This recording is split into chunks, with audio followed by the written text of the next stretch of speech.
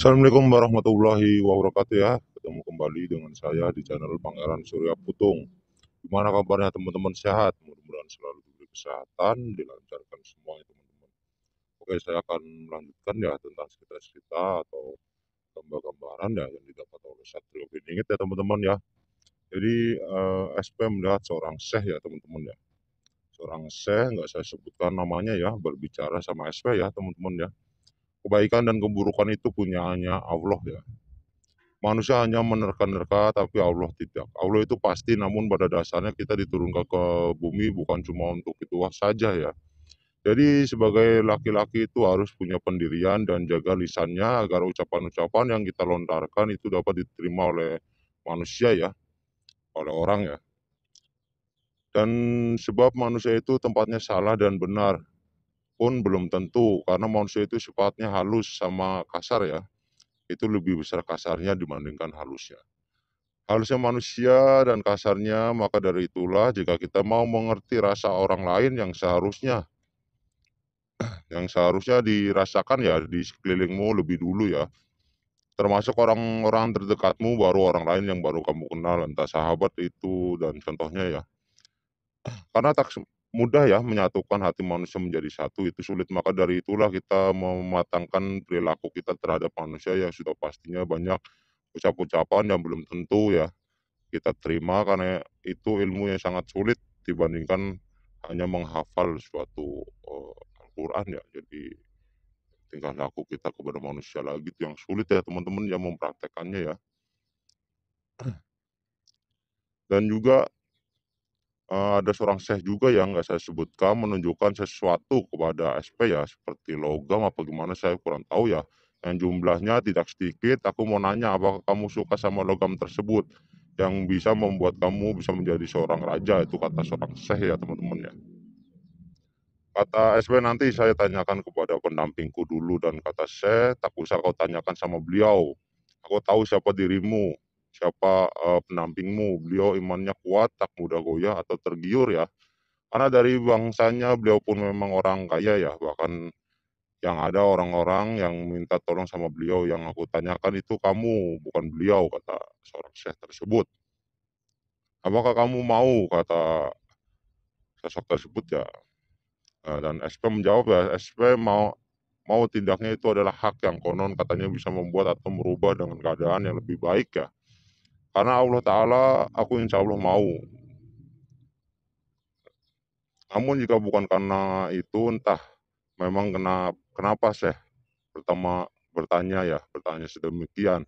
Dan aku ingin seorang Syekh itu bilang ya, aku ingin mengetes seberapa besarnya keimananmu, goyah tidaknya akidahnya, kata seorang Syekh tersebut. Dan juga ada sosok lelaki ya. Sosok lelaki memberitahukan kepada SP dengan gerakan simbol ya. Ada ladang yang berlingkar seperti segitiga, dan di ladang tersebut ada padi ya yang baru ditanam oleh sosok lelaki tersebut, dan melubangi ya ladang tersebut dengan cara seperti nyerong ya teman-teman ya. Seperti nyerong cara melubanginya. Sehabis itu airnya langsung turun ke dalam tanah ya. Dan beliau menjelaskan tentang cara melubangi tanah dengan gaya dengan cara nyerong tersebut ya. Karena dunia sekarang banyak yang nyerong katanya, sehingga air tersebut langsung mengalir. Jika memang mau melubanginya lurus pun juga bisa ya. Tapi kamu tahu kan apa maksudku, SP, kata sosok lelaki tersebut ya. Sebab tak mudah menjalankan tugas tanpa tempat ya, tanpa tangan kanan dan tanpa singgah-sana. Itu lebih mudah sebenarnya untuk bergerak, sebab belum diketahui banyak orang. Nah, tinggal cara kamu saja seperti apa yang kamu tahu ya. Yang kamu tahu dan bisanya kamu gimana ya. Karena kamu memegang kunci-kuncinya itu lebih mudah untuk kamu melangkah, kata sosok lelaki tersebut. Namun jangan gampang tergoda oleh dunia ya, karena itu yang akan menghancurkan akidahmu. Saya mempunyai banyak kekasih, tapi yang aku sangat cintai dan aku sayangi itu kekasih pertama aku yang selalu menguatkanku di dalam benteng-bentengan seorang ratu, karena dialah aku menjadi kuat, kata sosok lelaki tersebut ya teman-teman ya. Dan juga SP diperlihatkan ya ada tempat yang menuju ke rumah ratu titik-titik nggak saya sebutkan. Itu diperlihatkan ya jalan yang sangat cantik yang dihiasi lukisan dan kaca yang jernih, di dalamnya seperti istana yang mewah ya. Sehingga orang yang mau masuk pun sangat segan, padahal di situ hanya sebuah tempat singgahan ya, bukan sebuah masjid ya. Itu kata Ratu titik-titik ya. Janganlah hanya memandang benda, karena itu nggak baik untuk diri kita. Tapi lihatlah kebaikan-kebaikan seseorang yang berjuang untuk kita, itu baru pandangan atau pemikiran yang bagus ya. Perlu disegani orang-orang seperti itu. Segan karena kebaikannya bukan orangnya ya. Jangan memandang benda itu hanya hiasan semata ya. Karena jika sudah dihancurkan oleh Allah, itu bukanlah sebuah benda lagi yang harus kita jaga, itu kebaikannya.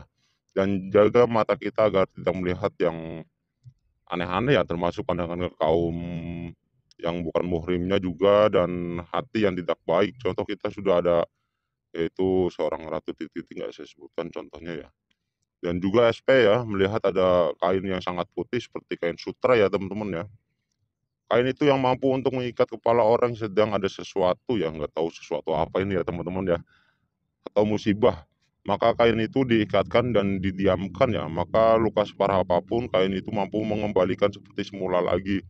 Entah apa isi kain tersebut ya, karena nyatanya kain itu kosong dan bersih kainnya. Itu kain miliknya seorang titik-titik nggak saya sebutkan, yang diwariskan ke para syekh, dan yang dipesankan itu adalah syekh titik-titik ya.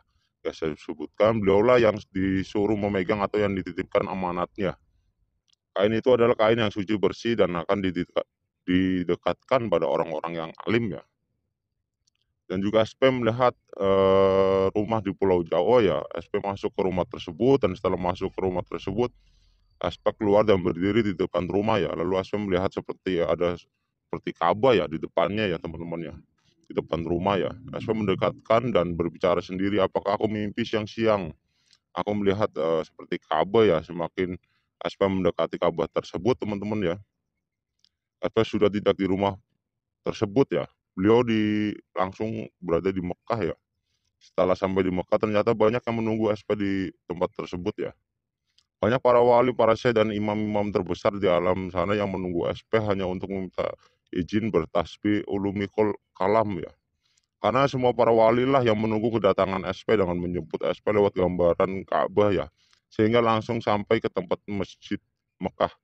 Ternyata banyak yang menunggunya ya, karena meminta izin untuk itu, dan setelah urusan sudah kelar ya, semuanya SP diantar pulang oleh para ulama-ulama ya, dengan ke tempat semula ya teman-teman ya. Oke, buat teman-teman semua ya, sebelumnya saya minta maaf kalau ada salah-salah kata, kita kaji lagi, kita dalami lagi ya teman-teman ya.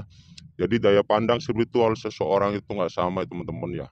Kita ambil yang baik-baiknya, kita buang yang buruknya. Jadi bukan sebagai bahan perdebatan ya teman-teman ya. Bukan bahan perdebatan, kita ambil yang baik-baiknya aja lah. Jadi anggap aja sebagai dongeng ya, nggak bisa dipercaya 100%. Oke, buat teman-teman semua ya, makasih banyak ya yang udah subscribe, yang udah komen dan like ya. Mudah-mudahan selalu diberi kesehatan, dilancarkan semuanya. Oke, nanti kita kembali lagi ke bagian-bagian selanjutnya ya. Oke, assalamualaikum warahmatullahi wabarakatuh.